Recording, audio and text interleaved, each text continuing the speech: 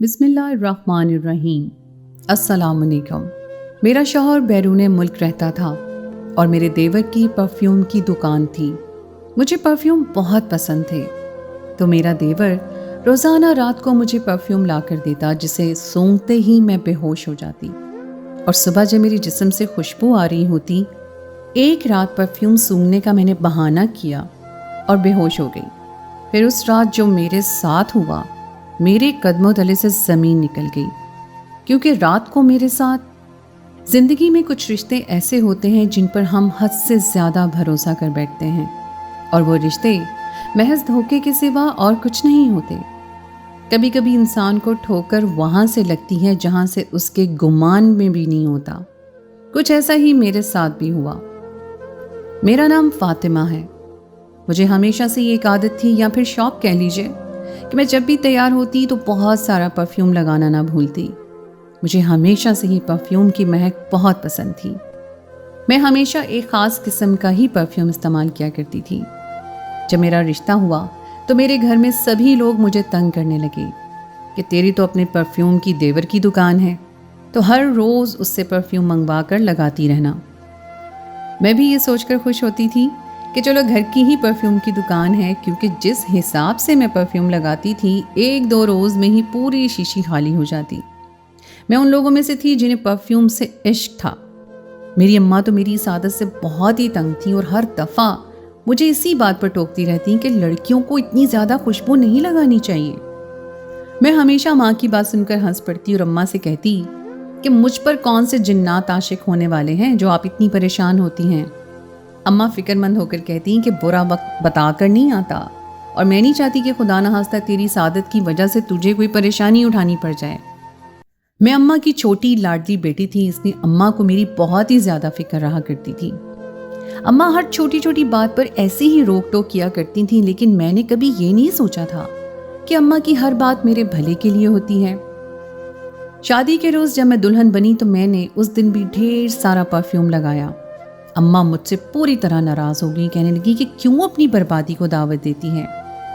मैं अम्मा की बात को फिर से नज़रअंदाज कर चुकी थी। मेरी शादी असद से हुई थी। असद परदेसी थे।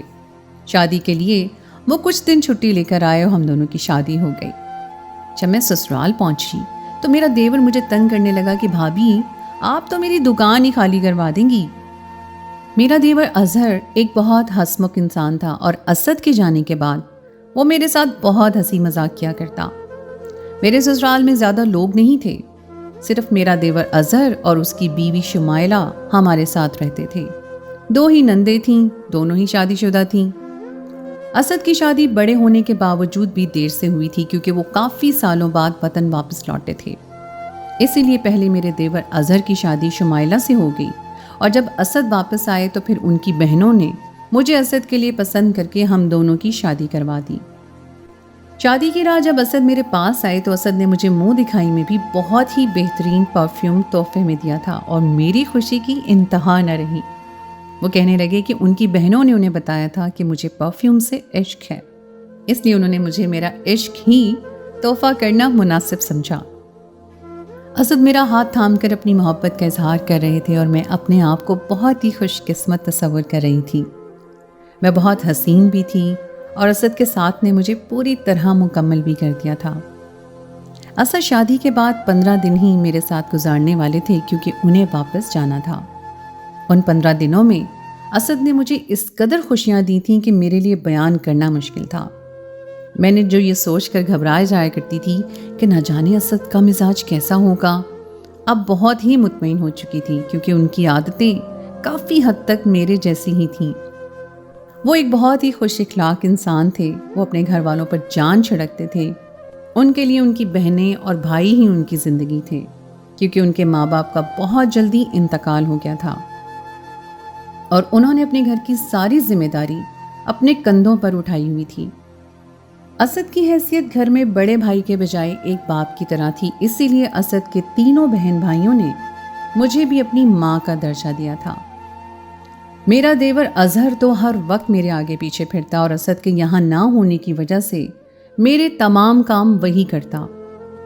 असद को गए 8-10 दिन ही हुए थे कि जब मैं बग़ैर परफ्यूम के घर के काम में मसरूफ़ थी, अज़हर दुकान से किसी काम से घर आया तो मुझे तंग करते हुए कहने लगा, भाभी आज आपने खुशबू नहीं लगाई।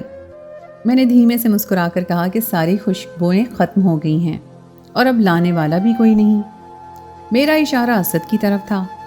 अज़हर कहने लगा कि भाभी आपने ये क्या गैरों वाली बात कर दी, मेरी अपनी दुकान है, रोज़ दुकान से आते हुए आपके लिए अलग अलग खुशबू लेकर आऊँगा और फिर जो आपको पसंद आएगी वही लगा लिया करना। अज़हर की बात सुनकर मैं खुश हो गई। मैंने कहा कि ठीक है, इस तरह मैं नई नई खुशबू भी चेक कर लूँगी। असद के जाने के बाद ज़िंदगी कुछ उदास हो गई थी। अपना घर छोड़ने का दुख तो हर लड़की को होता है, लेकिन मुझे साथ साथ शौहर की जुदाई भी बर्दाश्त करना पड़ी थी। मैं हर मुमकिन अपना ध्यान बटाने की कोशिश कर रही थी। मैं सारा दिन घर के कामकाज में अपनी देवरानी शुमाइला के साथ मसरूफ़ रहती और सोने से कुछ देर पहले असद के साथ फ़ोन पर बात हो जाती।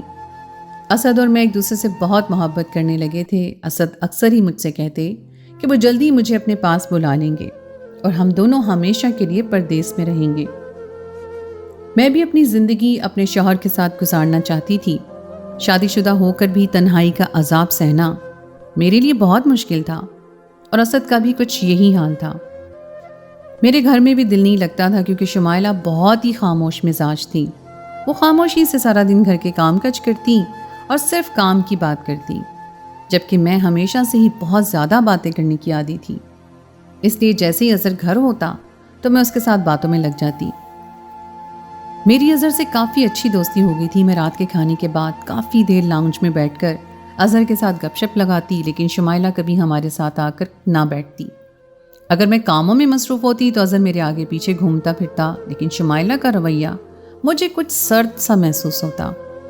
मैं ये सोचकर कुछ नहीं कहती थी कि हर किसी का मिजाज एक जैसा नहीं होता। शायद वो फितरतन खामोश मिजाज और संजीदा थी। एक रात असद से बात करने के बाद मैं सोने की तैयारी करी थी कि जब ही अज़हर मेरे लिए पहली दफ़ा परफ्यूम लेकर आया और मैं बहुत खुश हुई और मैंने अज़हर के जाते ही फ़ौरन परफ्यूम को खोलकर सूंघा तो अचानक ही मुझे चक्कर सा महसूस हुआ और मैं बेड पर लेट गई। कुछ ही लम्हों में मैं अपने होश खो चुकी थी और सुबह मेरी आंख खुली तो ऐसा महसूस हुआ जैसे मेरा जिस्म टूट रहा हो। मैं उठकर बैठ गई। मेरे वजूद से पूरी तरह परफ्यूम की महक आ रही थी और मैं हैरान थी क्योंकि मैंने परफ्यूम सिर्फ सूंघा था, अपने जिस्म पर नहीं लगाया था। मुझे कुछ भी ठीक से याद नहीं था कि रात को दरअसल हुआ क्या था। शायद मैंने परफ्यूम लगा लिया होगा। यही सोचकर मैं इस बात को नज़रअंदाज कर गई और मामूल के मुताबिक उठकर घर के कामों में मसरूफ़ हो गई। शाम ढली जब अज़हर आया तो पूछने लगा, भाभी आपको परफ्यूम की महक कैसी लगी? उसकी बात सुनकर मैं कुछ देर सोचते हुए कहने लगी कि परफ्यूम की महक तो बहुत अच्छी थी, लेकिन उसे सूंघकर मुझे अजीब सा एहसास हो रहा था, जैसे चक्कर आ रहे हों। मेरी बात सुनकर अज़हर हंस पड़ा और कहने लगा, भाभी हो सकता है कि आपने पहली दफ़ा बहुत तेज़ खुशबू महसूस की हो और इसीलिए आपको चक्कर आ गए हों। आज आप वो खुशबू ना लगाइएगा, मैं दूसरा परफ्यूम ला कर दूंगा, वो ट्राई कीजिएगा। मैंने हंसकर अज़हर से कहा कि नेकी और पूछ पूछ, इससे अच्छी और क्या बात हो सकती है। मेरी हंसी पर शुमाइला ने एक नज़र पलटकर मेरी तरफ देखा और दोबारा बर्तन धोने में मसरूफ़ हो गई। मुझे शुमाइला का यूं देखना कुछ अजीब सा लगा। शायद उसे मेरा और अज़हर का बात करना अच्छा नहीं लग रहा था। इसलिए उस रात मैं अज़हर के साथ बात करने नहीं बैठी बल्कि सीधे कमरे में चली आई। रात फिर अज़हर मेरे लिए एक नया परफ्यूम लेकर कमरे में आया और पूछने लगा, भाभी आज आप जल्दी कमरे में आ गई, आपकी तबीयत तो ठीक है? मैंने मुस्कुराकर अज़हर के सवाल को टाल दिया। अज़हर के जाने के बाद मैंने जैसे ही उस परफ्यूम की महक को सूंघा, मुझे एक दफ़ा फिर सब कुछ घूमता हुआ महसूस हुआ और थोड़ी ही देर में मैं खुद से गाफिल हो गई।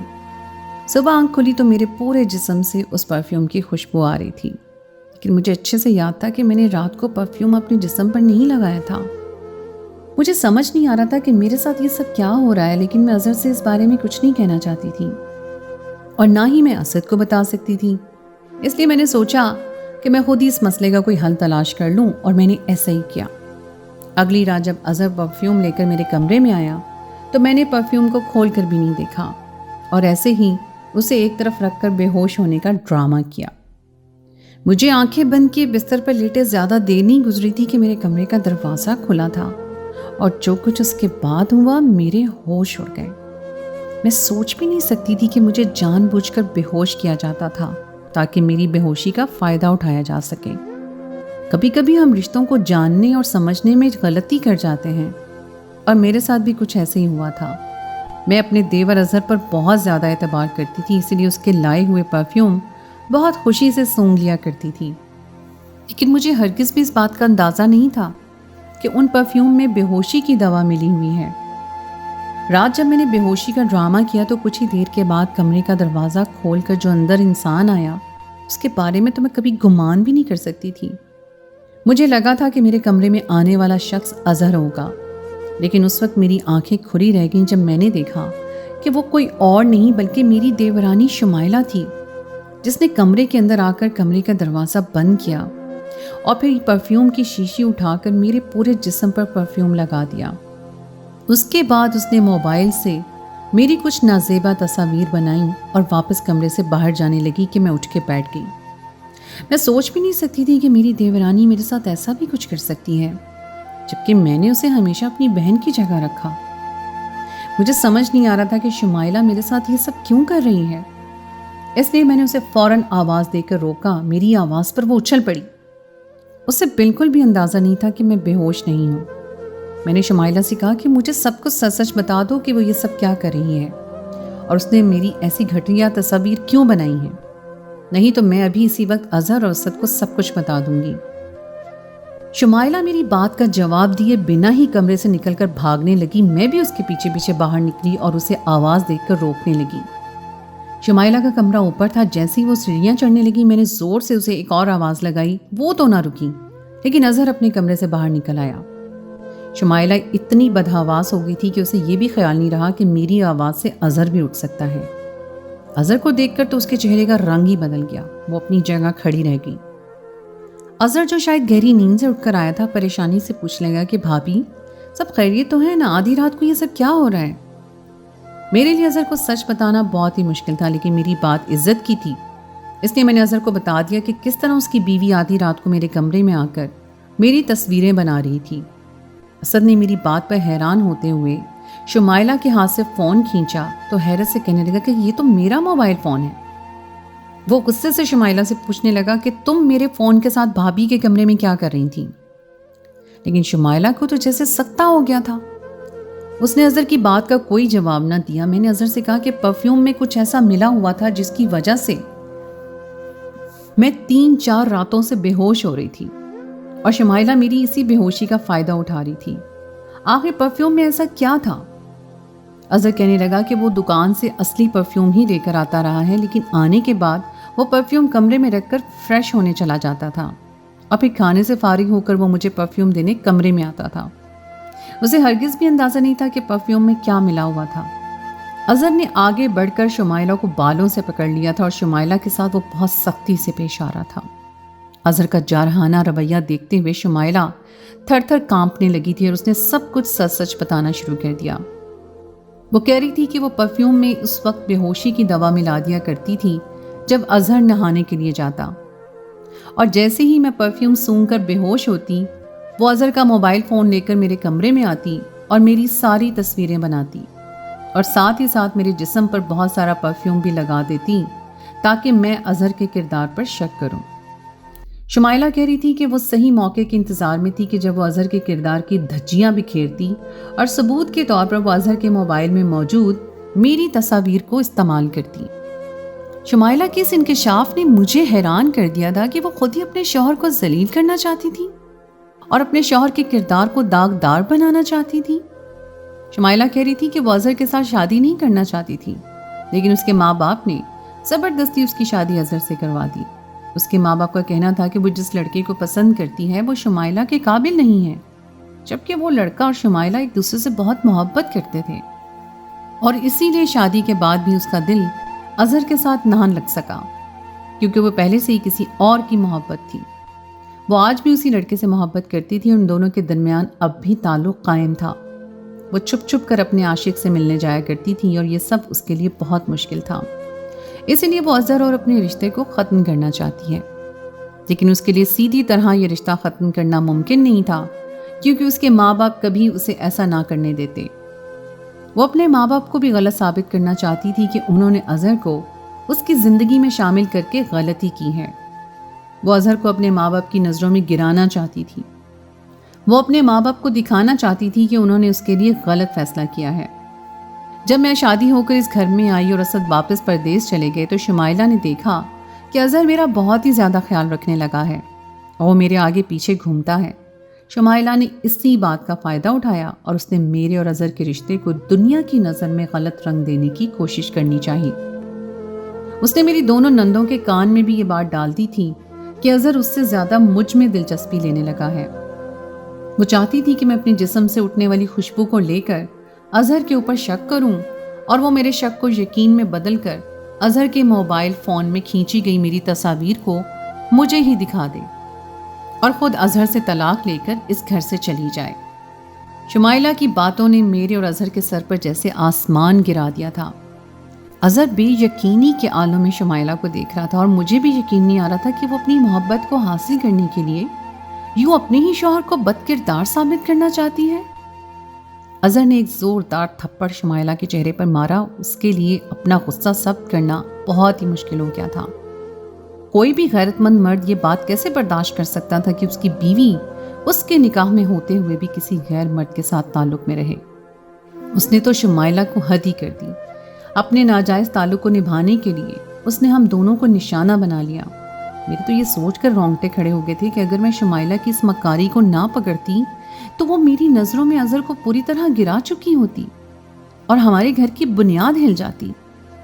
اسد کو جب یہ بات پتہ چلتی تو وہ کبھی اپنے بھائی کو معاف نہ کرتے اور یوں شمائلہ کی غلطی کی وجہ سے سب کچھ تباہ و برباد ہو جاتا۔ اظہر نے شمائلہ کو اسی وقت طلاق دے کر گھر سے نکال دیا تھا اور اپنے موبائل فون میں موجود میری تمام تصویروں کو بنا دیکھے ہی ڈیلیٹ کر دیا تھا۔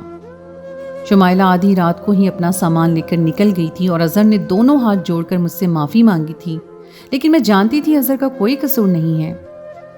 اظہر مجھ سے کہہ رہا تھا کہ اس نے شمائلہ سے بہت محبت کی اور کبھی شمائلہ کو کسی چیز کی کمی نہیں ہونے دی، لیکن شمائلہ کا رویہ پہلے ہی دن سے اس کے ساتھ کچھ ٹھیک نہیں تھا۔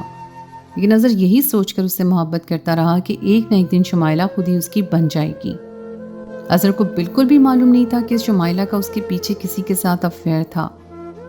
شمائلہ اپنے بسے بسائے گھر کو اپنے ہی ہاتھوں توڑ کر نکل گئی تھی اور کچھ ہی دنوں بعد ہمیں یہ دل دہلانے والی خبر ملی کہ اس نے خودکشی کر لی ہے۔ انسانیت کے ناطے میں شمائلہ کے گھر اس کے ماں باپ سے ملنے کے لیے گئی تو اس کی ماں نے روتے ہوئے بتایا کہ شمائلہ نے جس لڑکے کے لیے اظہر جیسے مرد کو چھوڑ کر واپس آئی تھی اسی لڑکے نے شمائلہ کو اپنانے سے صاف انکار کر دیا تھا۔ وہ محض شمائلہ کے ساتھ بدگزاری کر رہا تھا اور شمائلہ اس کی محبت کے دھوکے کو سچ سمجھ بیٹھی تھی۔ اس لڑکے نے شمائلہ کو صاف لفظوں میں کہہ دیا کہ وہ ایک طلاق یافتہ عورت کو اپنے گھر کی عزت نہیں بنا سکتا، اور وہ بھی ایک ایسی لڑکی کو جس نے اپنے شوہر کی عزت کو اچھالنے کی پوری کوشش کی ہو۔ اس بات نے شمائلہ کو پوری طرح توڑ دیا تھا کہ جس شخص کی محبت میں اس نے سب کچھ تباہ کر دیا وہی شخص اسے چھوڑ کر چلا گیا۔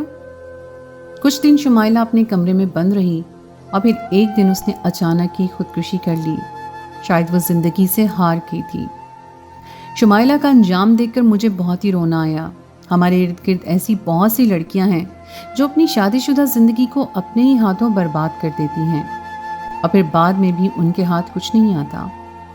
اصل محبت وہی ہوتی ہے جو نکاح کے بعد ہو، اور اگر کبھی نکاح سے پہلے محبت ہو جائے تو بہتر یہ ہے کہ یا تو اسے محرم بنا لیا جائے یا اسے ایک بھول سمجھ کر بھلا دیا جائے۔ وقت ہر زخم کو بھر دیتا ہے اور اظہر بھی وقت کے ساتھ ساتھ زندگی میں آگے بڑھ گیا۔ میں نے ایک بہت ہی اچھی لڑکی ڈھونڈ کر اظہر کی شادی کروا دی تھی اور وہ ایک دفعہ پھر اپنا گھر بسا چکا تھا۔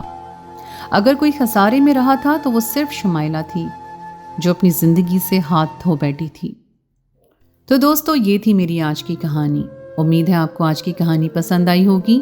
کہانی اچھی لگی تو اسے لائک ضرور کیجیے، اپنے دوستوں کے ساتھ شیئر کیجیے، اور اگر آپ نے ابھی تک میرے چینل کو سبسکرائب نہیں کیا، یعنی کہ آپ نے اگر ابھی تک میرے چینل سنو ذرا کو سبسکرائب نہیں کیا تو اسے فوراً کر لیجیے اور ساتھ ہی لگے بیل کے بٹن کو بھی پریس کر دیں تاکہ آپ کو میری آئندہ آنے والی کہانی کا نوٹیفیکیشن بر وقت مل سکے۔